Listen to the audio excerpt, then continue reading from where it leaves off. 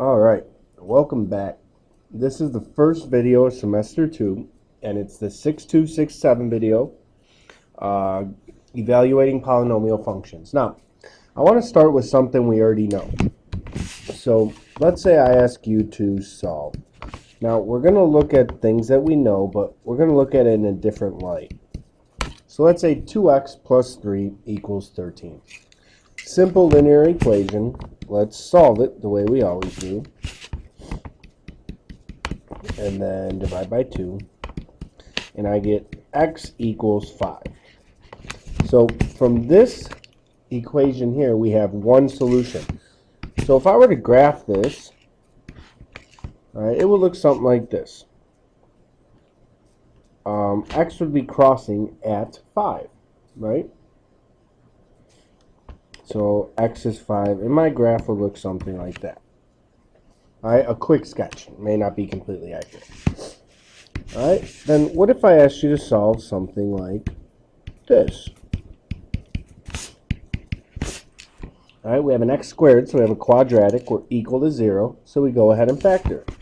Two numbers that multiply to positive 6 and add to 5. Well, that gives me x plus 3, x plus 2, and then the zero product property says, well, either this has to be 0 or this has to be 0 in order for that to be true. So x is negative 3, excuse me, and x is negative 2. So in this case, we have two solutions. So given this equation, we have two solutions. Now this graph, which we learned first semester, is a parabola. Now my solutions would be negative 3 and negative 2, so guessing my graph would start something like that. Since x squared is positive, it would open up. Alright, so that graph has two solutions. What if we're looking at this? X squared plus 4x plus 4 equals 0. Again, we have a quadratic, so to solve that algebraically, we need two numbers that multiply to positive 4 and add to positive 4. Well, that gives me positive 2 and positive 2. So when we solve, x is negative 2 or x is negative 2. So here we actually only have one solution because the solutions are the same. So if we look at this graph, it's a parabola again, and it crosses at negative 2. However, that's the only place it crosses my x-axis. Alright, so let's look at this.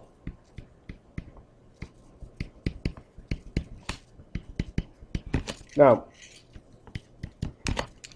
how many solutions do you think this has?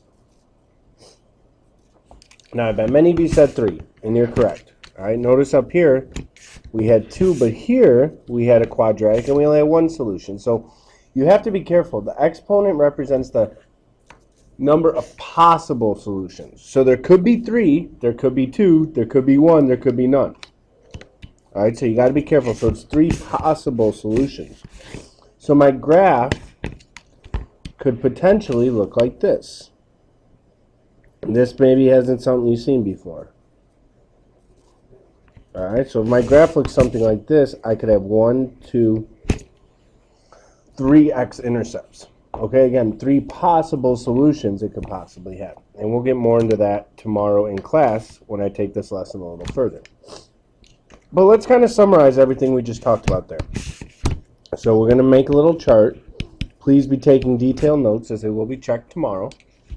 So I have my degree, my type, so what we name that type of equation, and then we have an example of it.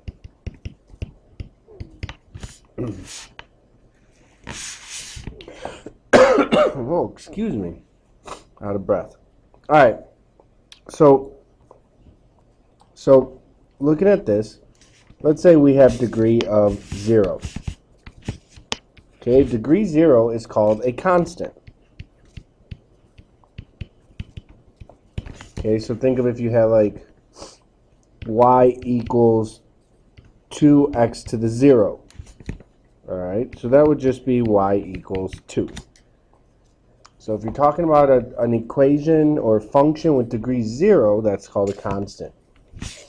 If we have degree 1, that's our linear function, which would be like y equals 2x plus 1. All right, degree 2 we know is a quadratic.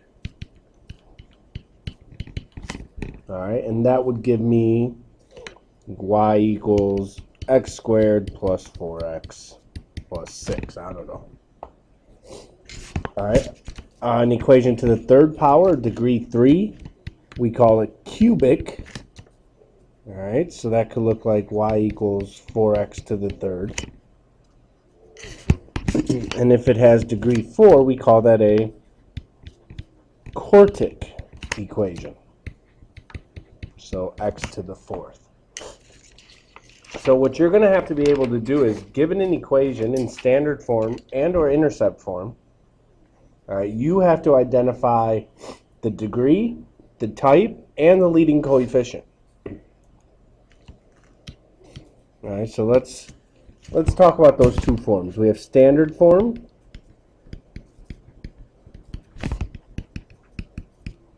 and we have intercept form. Standard form and intercept form. Now, standard form, okay, we write in descending order. Descending order. What that means is the highest exponent first, going down to the lowest exponent. So let's say we have a quartic equation.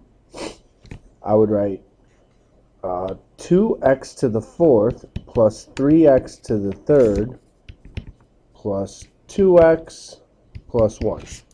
All right, highest exponent first, next one, that's a 1, and your constant last. So descending order, highest to lowest.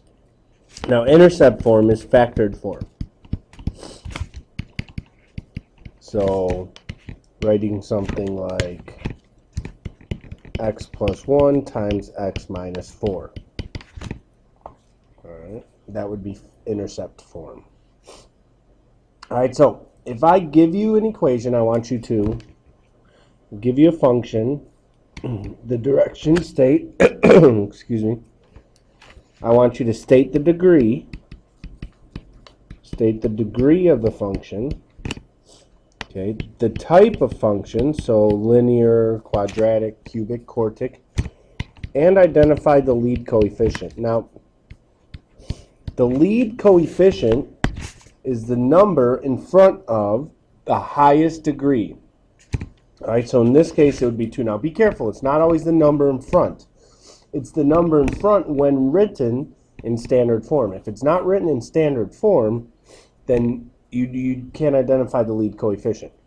So, for instance, if I give you something like this, 4x squared plus 3x to the third plus 7 minus 2x. All right, so the first thing we have to do is write in standard form. So we write highest exponent first. We'll have a 2, 3, a 0, and a 1. So 3 is the highest. My 2 is the next. My 1, and then my constant. So the degree of this function is 3. All right, the highest exponent. The type of function, we'd say, would be a cubic because it's of degree 3. And then in this case, my lead coefficient would also be 3 because that's the number in front of my term with the highest degree. All right, so that's how you handle that. We'll try more in class tomorrow. All right, and then the last example I'm going to give you is going to say,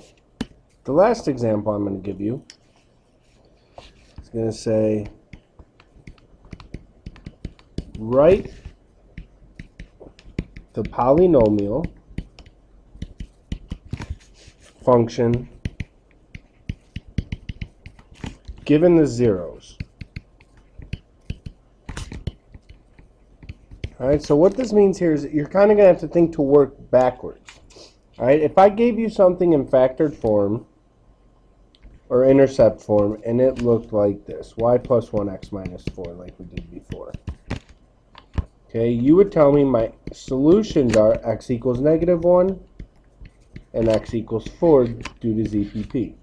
Okay, so what I'm going to do with these examples is I'm going to give you the solutions, and I want you to write it in factored form. So, it's example 2. Let's say I say x equals 2 and -3.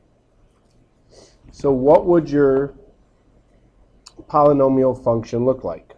Well, if I wanted it in intercept form, remember, we're working backwards, so you got to think opposite. So x minus 2, x plus 3. Because if I were to solve this, right, I would get the opposite of it. Now, if I wanted it in factor or intercept form, you would stop there. If I wanted it in standard form, you would be required to FOIL it out. Multiply the two binomials. Right, so I got x squared plus 3x minus 2x minus 6. So x squared plus x minus 6 is your solution. Alright, let's try another one. And then we're done. Okay, x equals -2, 3, and 0. So this time you have 3 solutions. So already you should know what type of function should you have. Think about it. It would be a cubic when we're all said and done. Well, let's see when we do our magic if that happens. So again, we're thinking opposite. So we have x plus 2, x minus 3, and x minus 0. So let's just look at these two first. Multiply those two together. So x squared minus 3x plus 2x minus 6. So x squared minus x minus 6. So we're going to multiply that by x minus 0, which is really just x. So you can distribute that x to everything. X to the third minus x squared minus 6x. And there is your solution. And we have a cubic function. So we're good to go there. Alright, thanks. First video back. Watched it. Hope you took detailed notes. I'll be checking them tomorrow in class. Enjoy your evening.